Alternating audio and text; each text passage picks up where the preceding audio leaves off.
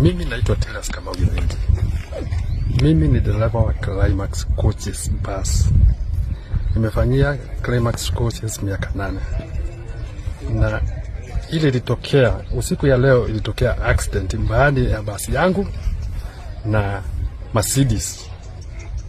Mercedes ilikuwa inatoka kwa mafuta petrol station.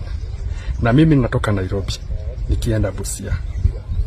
Mercedes wakati aliingia kwa hakugifwe, aliingia kwa mafuta kwa barabara na akaona pande yake gari zimeweka jam.